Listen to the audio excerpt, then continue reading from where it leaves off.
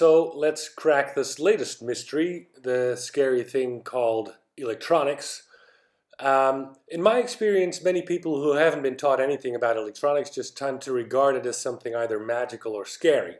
But it's neither. Basic electronic deals with the electronic power, which can be divided into voltage, which you've probably heard of, and current, which is energy flow. Alright, so here's a picture I took of the power supply that came with my computer. On the input side, you see it accepts anywhere from 100 volts to 240 volts, and it will draw 1.5 amps from your power socket. On the output side, it provides 20 volts at 4.25 amps. Now, what does that mean? Well, let's look at these lines between the circles first. You see a squiggly line on the left, and you see a horizontal line with a dotted line on the right, which means that it accepts an input that is an alternating current and a direct current on the output side.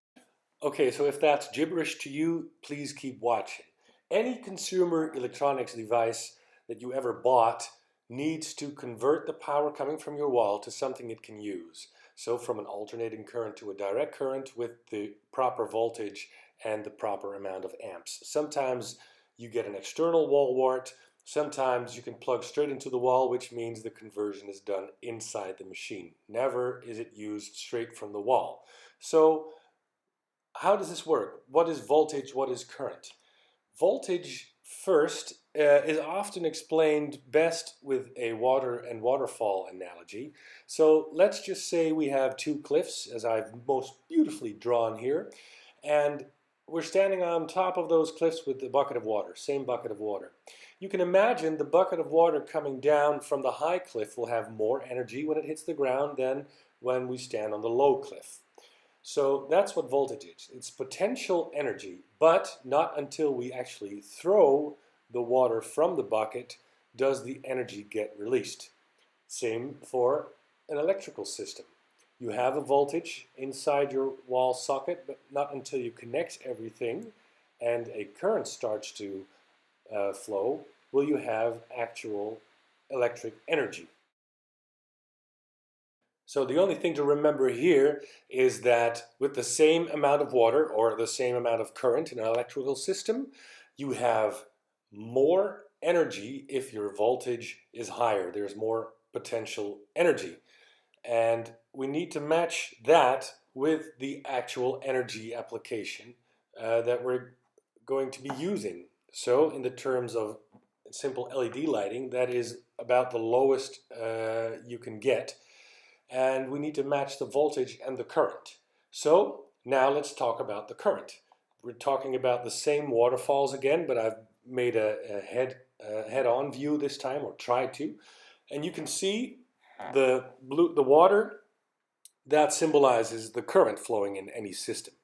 So you can imagine the total volume of water is the size of the current and the total energy of the system here is the height that the water is dropping down from and the width of the current.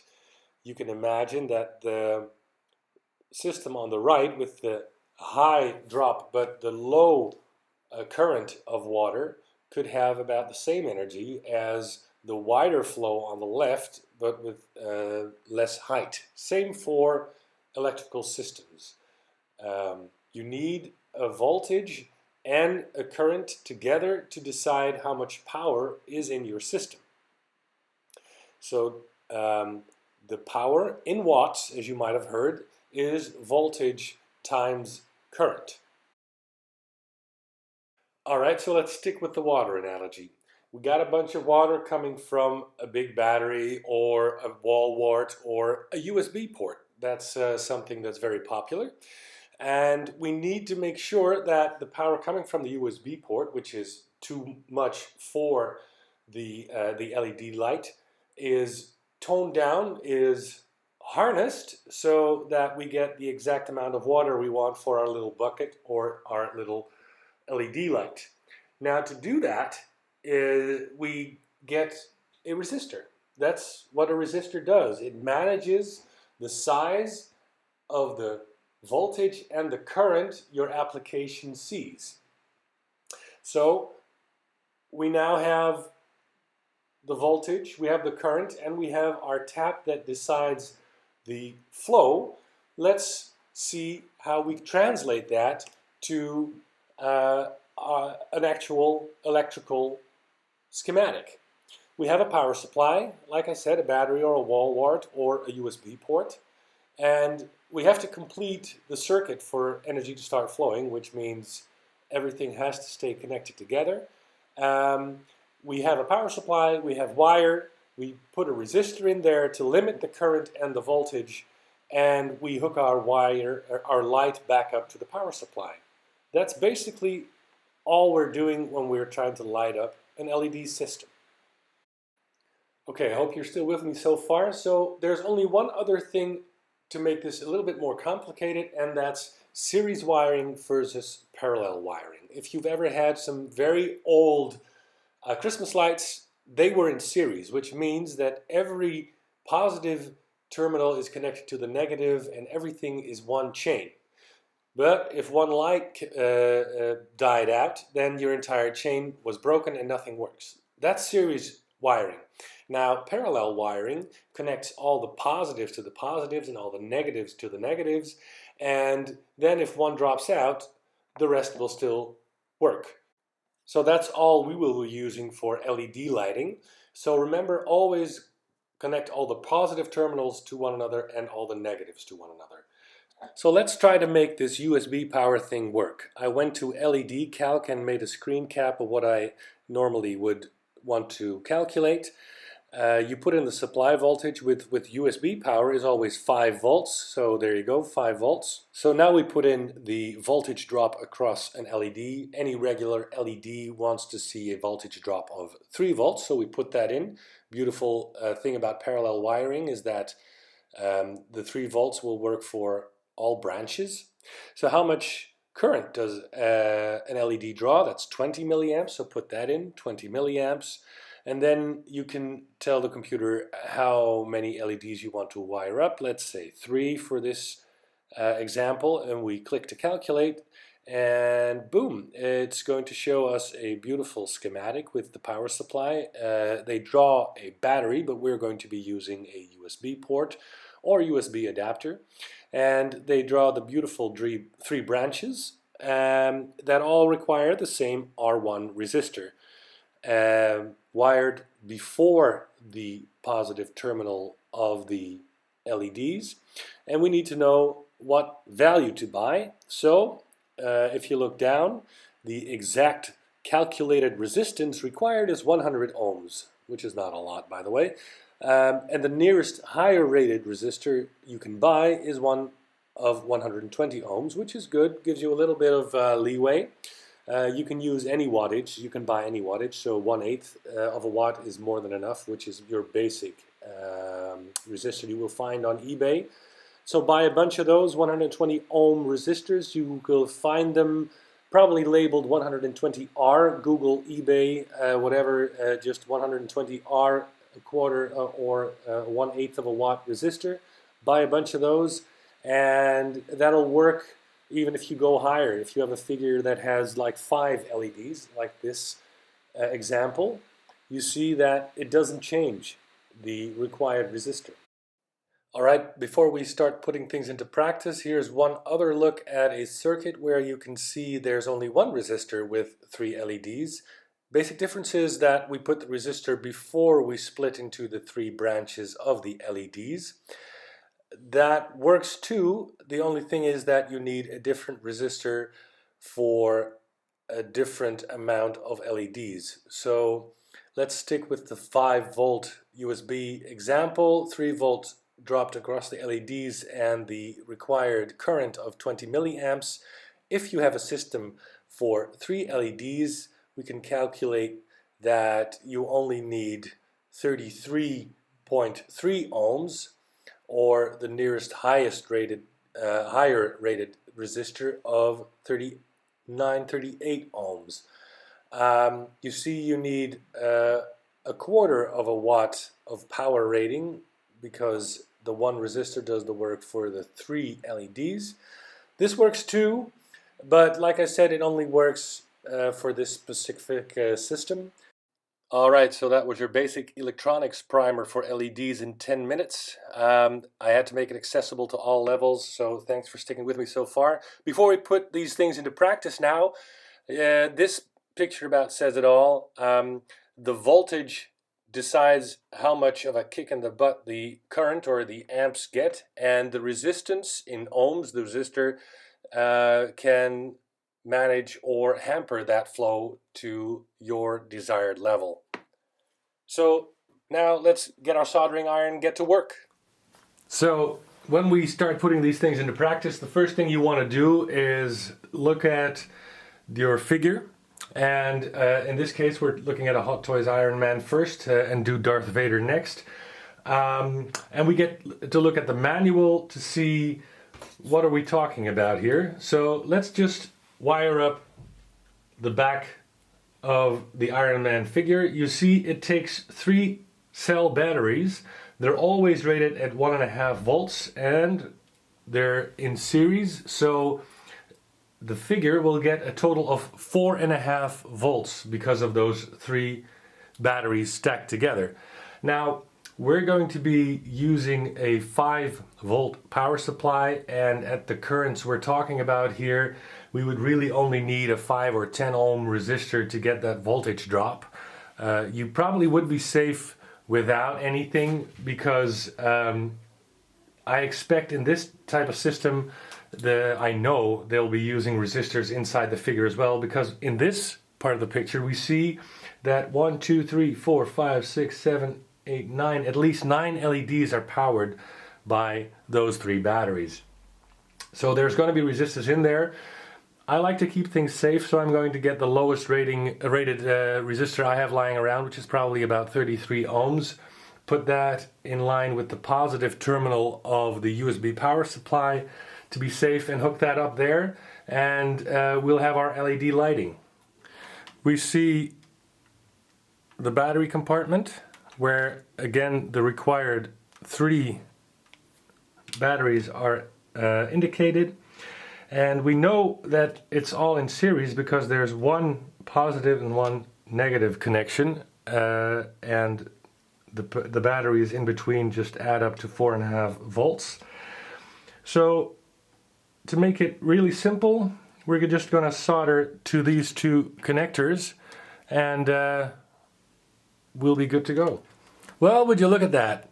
Never even knew I had this stuff lying around anymore. Bought it on eBay a long time ago. As you see, it's still unopened. But this is a cool thing to get. It's a set of 610 resistors, because I think 609 would have been too cheap, but 611 would be too expensive. So yeah, they're all rated at 1/4 watt.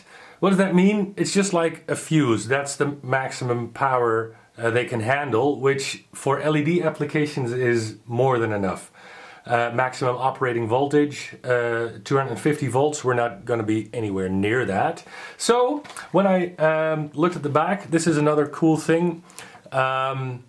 You see all these color bands on your resistors all the time. Now that's a coding system, so that you could see from the bands what the value is, and it explains how that works. To me, that's always a bit convoluted, because either you get something like this, a voltmeter, which also measures resistance, and you'll know what you have.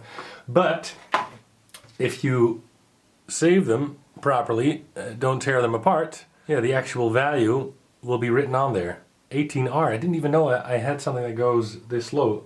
Even cooler, I have 12R. Let's just show you how to solder. We need a voltage drop of another 0.5 volt. Like I said, with these tolerances, we'll probably be fine anyway. But better be safe than sorry, so I'm taking the 12R resistor. Another thing I like to have lying around is this wire. I use that. It's small enough to go anywhere, but it's also large enough to handle current, any current really. So I have this wire that is black and a strand of black and white. Can you see this? Not really, so you have to take my word for that.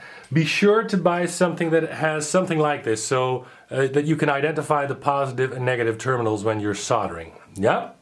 So a black and red wire, or a black and white, or whatever works for you. Just be consistent in your positive and negative terminal wiring. I always use black for ground or for negatives, and the white one for the positive, or the white accent for positive. So let's show you guys how to solder. This is called a third hand, very handy to have around. Don't cost much. Again, eBay or many other places. This is, we call it a cable stripper over here. And what it does is it takes off the insulation and shows the actual conductive wire underneath. And so if you want to solder two things together, you put it in two parts of the third hand, so your hands are free to do the soldering.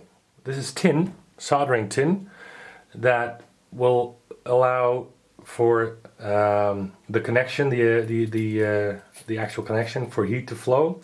So this soldering tin on your soldering iron, you apply heat to the underside of what you're trying to solder, and then apply tin to what you're trying to solder. And why would I do that? That's very simple, because now I know that the tin is at the proper temperature. It won't melt until I heat up the metal enough for it to melt. And that's the correct way to apply tin. Not directly to the iron and just scrape it on there, because then you don't have a good connection. You have what we call a cold joint. Okay, so I pre-tin everything I want to solder to get the best connection. And like I said, we need the resistor to go to the positive terminal before it hits the LEDs. We saw that in the beautiful animation and screen cap I did. So when you solder, always make sure you always have a good mechanical connection. So twisting the wires like that. And then, again, apply heat from the bottom, tin to the top so it flows. And now we know the tin was melted at the proper temperature and the connection is solid. I can already take it out. That's not going anywhere. So that's already good. Now, what you never want in an electronic circuit is a short. What is that? That is when the positive and negative wires connect, and if you apply power to that, there's nothing loading the circuit. So you get your adapter and it's supplying power, but there's nothing resisting the current, so the current can go maximum and it will burn up your system. So that's a short. We don't want that. So I use this heat shrink tubing to isolate this thing. So let's do that.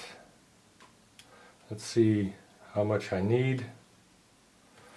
Somewhere around this. I need to be able to access the one terminal. And this is going to be quick and dirty because I'm going to be taking it apart later. That's the beauty of soldering. You can always desolder everything and it'll be good as new. I take this part of my soldering iron, which is sort of kind of hot, and apply heat to the heat shrink tubing, and it starts to fit itself around the resistor so it won't be able to move anymore. Good enough. And usually I would make sure they're both the same length, but in this case I'm just going to make this connection so you guys can see how to work this. I'll be taking this entire figure apart as soon as I have the time and the energy anyway, and hiding the wire inside and doing the same thing, but it's the same principle, so that's what counts. We'll be soldering our black wire to the negative terminal, which is this one, and our resistor wire up to the positive terminal. And again, you want to make a mechanical connection as well. So this is US Army spec. Just create a loop and you just hook that onto the spring. Let me do that and then zoom in for you guys so you can see what I did.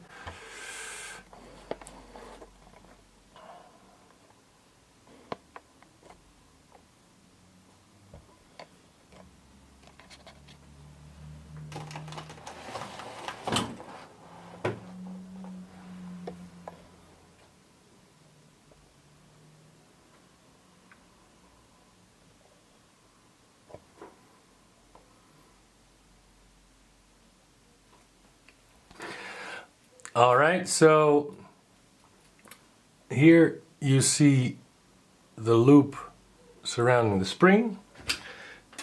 I'm going to be applying a little bit of tin to my soldering iron, heat and tin, and that's going to be a good connection.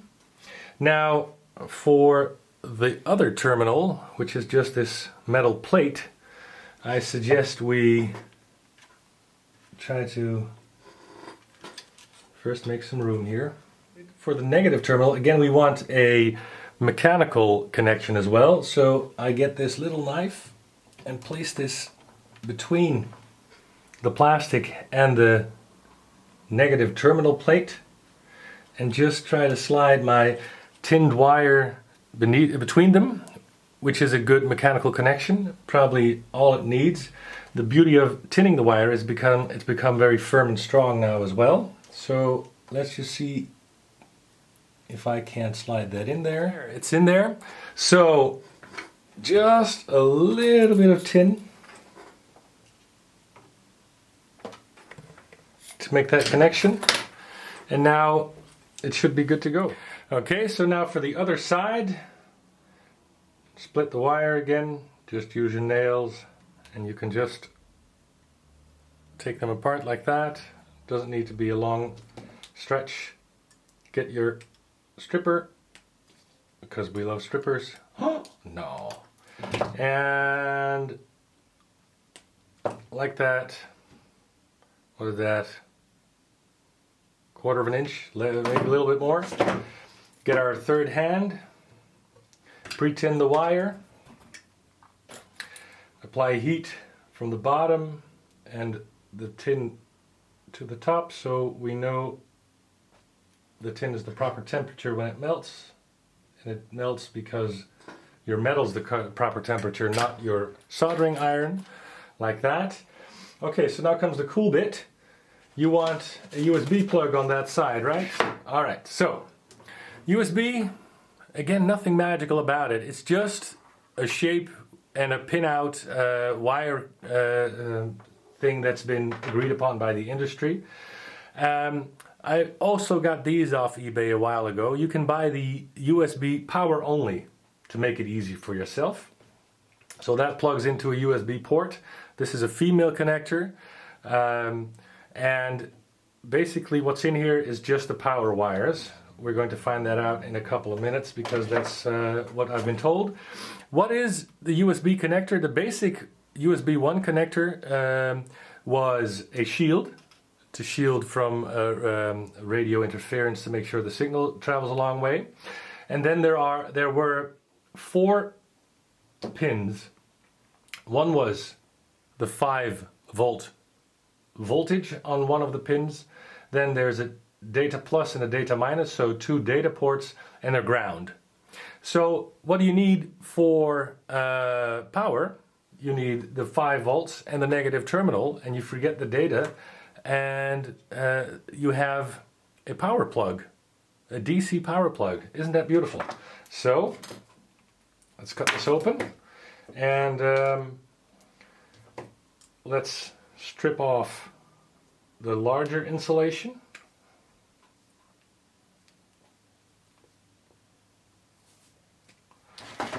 Yeah, slow going because we don't want to see. And now this is the shield and nothing to do with the Marvel universe.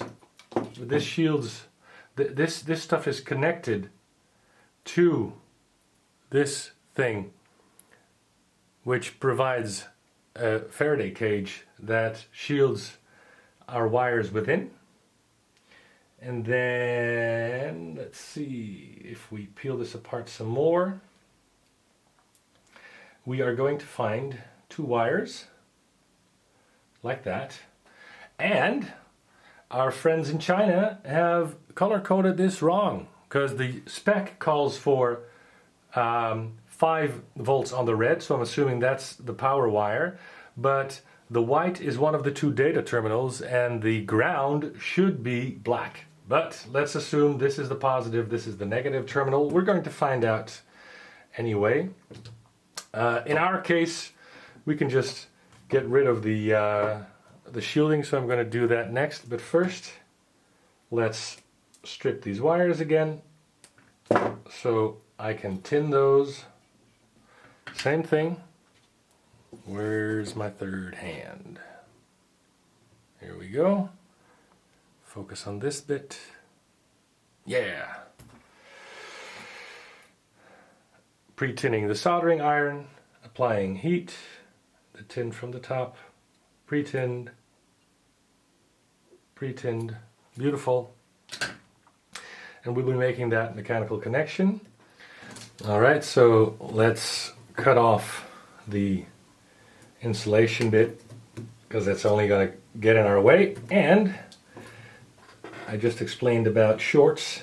We don't want to short out anything, so that only... So we want to insulate it. Some more of the heat shrink. And let's see if our smallest diameter works. Just about.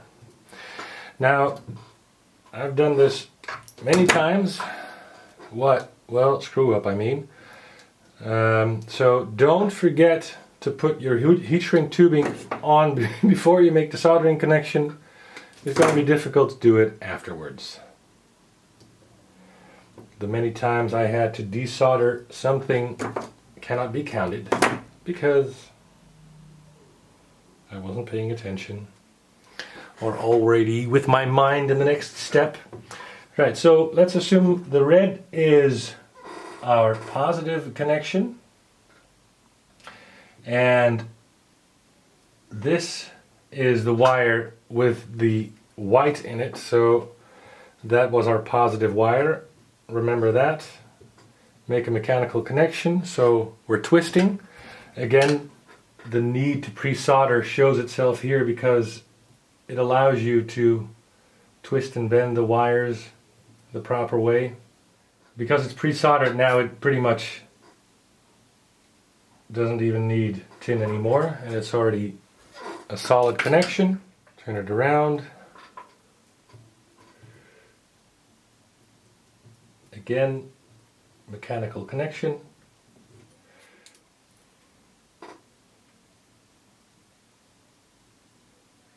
So we have our connections. Now let's get the insulator on there, applying a little heat to the heat shrink, not too much because you don't want to desolder anything, but this is good enough. And this little blob made the heat shrink I chose a little bit too small in diameter, but again, it's just for this video. I'll be taking it apart anyway. So I got a little bit of insulation tape, electrical tape.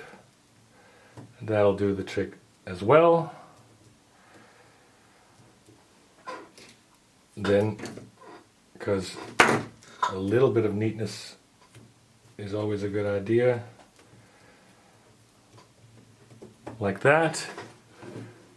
Yeah, alright. So we hooked up a USB cable to our Iron Man.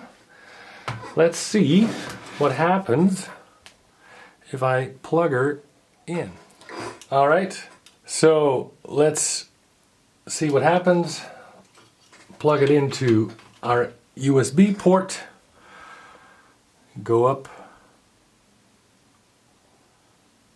and nothing. Now, before we freak out, why would that be? Because there's a switch in the back, and if you don't flip the switch, nothing happens. But look at that.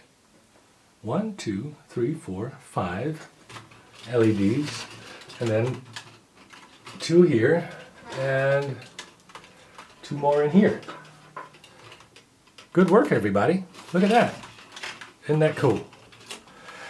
So, if you want to do this for all the parts of the figure, and you don't mind wires going on behind the figure, all you need to do is repeat those steps, and just when you come to your USB connector, we're going to make a parallel wire connection. So that means you connect all the positive terminals together, all the negative terminals together on this end. Then this bunch of wire goes to the positive connector on the USB and the negative connector on the USB, and then you have parallel wired your figure. Look at that. Alright, so let's take apart our beautiful little test. Again, get your soldering iron, carefully heat up the joint,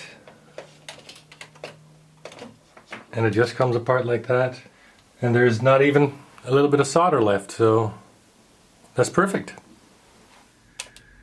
Alright, so looking at the Darth Vader manual, we can see that again there's the 4.5 volt connection for batteries for the voice system in the back here, with the 3 1.5 volt batteries in series, making 1.5 times 3 is 4.5 volts. So that will work fine with the cable we just made for Iron Man with the small resistor in there.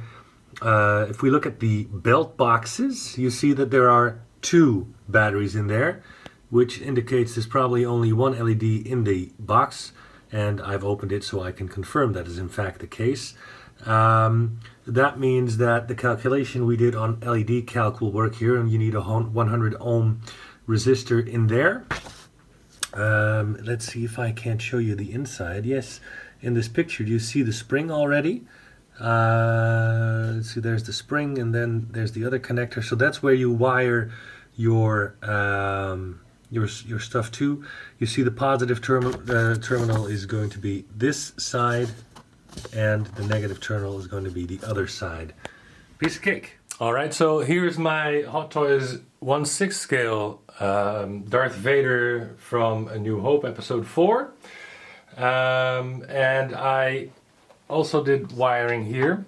First off, for these 2 chest boxes, I'm not going to take apart the figure again, but it's the same principle we did for the Iron Man, just solder the wires to the positive and the negative terminal. And then the positive terminal is the one with the spring, by the way, same as Iron Man. And I had the wire just, if you can look, maybe you see it here. Do you see it here? No, I just hid it behind the belt.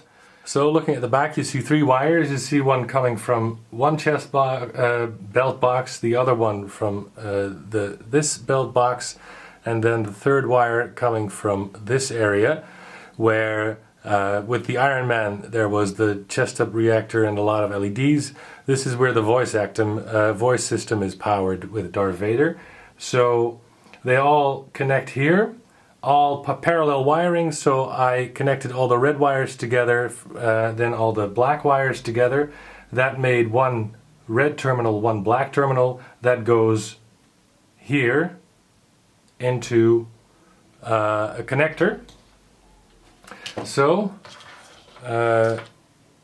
this little black connector I put on the other matching connector on the other side, plug that in, and then we get our USB cable, plug that into the computer, and now it'll be interesting to see if everything works. You see the voice system coming on, you see the lights coming on, so that's working. I'm not sure the voice system will power all the way through. A tremor in the force. The last time I felt it was in the presence of my old master. There you go, it works. Don't underestimate the force. That means that on my computer the current coming from a USB port is higher than average. Some computers only have 100 milliamps and then that wouldn't be possible. But when I do these figures, I supply them with these beautiful small USB power adapters that come with over 1,000 milliamps of power on tap, current draw on tap, so that should be enough. So yeah, that's basically how I wire up my figures. Thanks for watching. Please subscribe, share as much as you can, ask me any questions you want to, and until the next time.